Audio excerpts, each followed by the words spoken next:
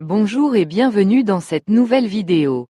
Vous voulez que votre enfant parle le français facilement et rapidement? Alors, préparez-vous à découvrir le secret de la stratégie que je présente dans cette vidéo et suivez ces conseils.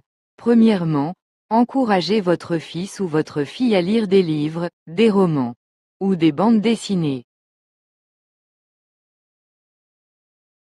Deuxièmement, encouragez vos enfants à regarder les dessins animés en français. Les films en français. Ou encore les chaînes télévisées francophones. Troisièmement, parlez français avec lui ou avec elle. Et oui, même si vous trouvez que votre français n'est pas satisfaisant, même si vous avez du mal à parler en français, faites des efforts. Quatrième conseil, achetez-lui des livres audio en français. Il pourra écouter ces livres audio, en voiture. Sur le chemin de l'école. Ou avant d'aller se coucher. Cinquième conseil, veillez à lui faire apprendre un nouveau mot en français chaque jour. Cela ne vous coûtera rien de lui expliquer chaque jour un mot de plus qui s'accumulera dans son vocabulaire. Une langue, c'est d'abord des mots. Les mots sont comme des briques qui permettent de construire des discours, d'échanger.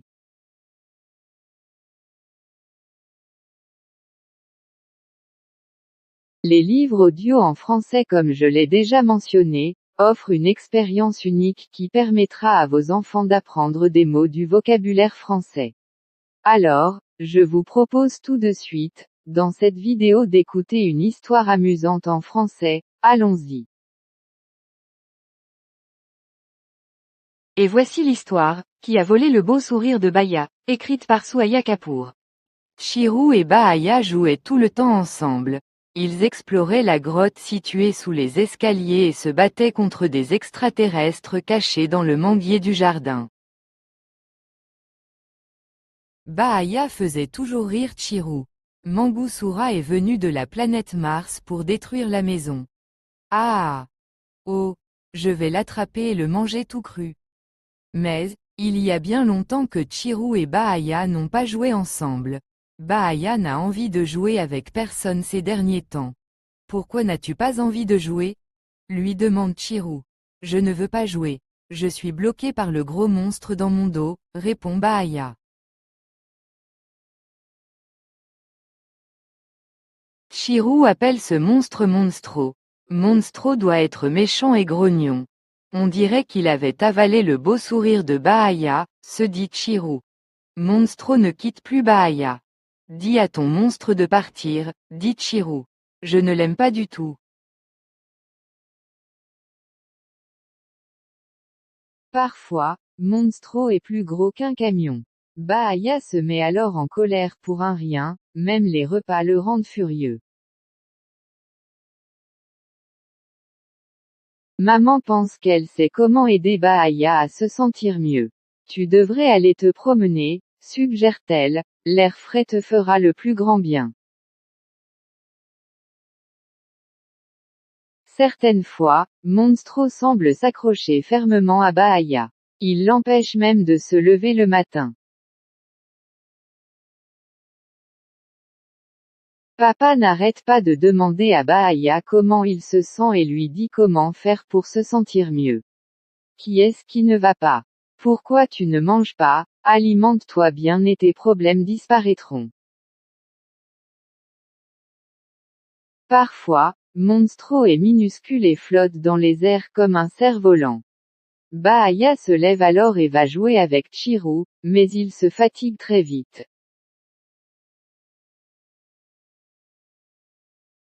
Papy et Mamie expliquent à Bahaya ce qui ne va pas chez lui. Ah, vous les enfants, vous avez toujours des problèmes. De mon temps, on était plus solide, indique Papy. Tu te fais trop de soucis, dit Mamie. C'est dans ta tête, lui répète-t-on sans arrêt, secoue-toi un peu et tu t'en sortiras.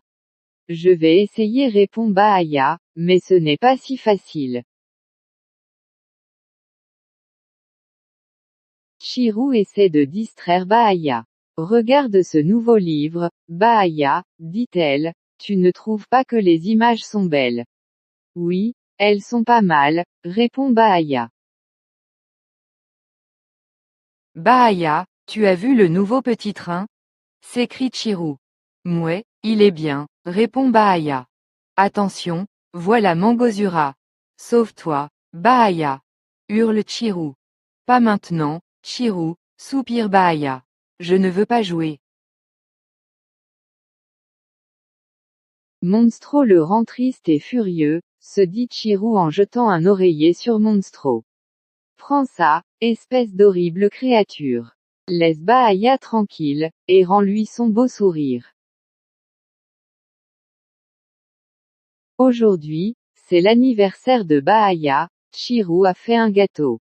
Merci Chirou, dit Bahaya en souriant. Le sourire de Bahaya est très différent ces jours-ci, se dit Chirou en fronçant les sourcils. Chirou s'assied à côté de Bahaya. C'est ton nouvel ami qui te rend triste? Demande-t-elle. Bahaya fait oui de la tête. J'ai envie d'être heureux, mais, la plupart du temps, je n'y arrive pas, explique Bahaya.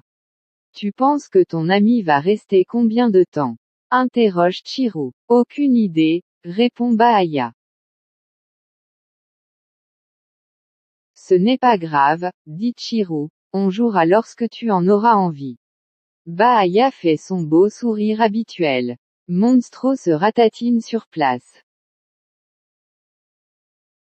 Bahaya accepte même de se faire aider par la docteure. Monstro est toujours là. Certains jours, il est gros. Chirou attend que ces jours passent. La plupart du temps, il est petit. Et dans ces moments-là, Bahaya adore jouer. Voilà, l'histoire est terminée, j'espère qu'elle vous a plu. Alors n'oublie pas, si tu vois quelqu'un qui se sent triste, tu peux t'asseoir à côté de cette personne, l'écouter et lui proposer de jouer ou attendre tout simplement. Et si c'est toi qui te sens triste, alors, n'hésite pas à aller en parler à un ami ou à un adulte autour de toi. Voilà, notre vidéo touche à sa fin. Laissez-moi un pouce bleu si vous avez appris quelque chose. Un petit commentaire, ça fait toujours plaisir. On s'abonne si ce n'est pas encore fait en activant la cloche, et on se retrouve bientôt pour une prochaine vidéo. À très bientôt.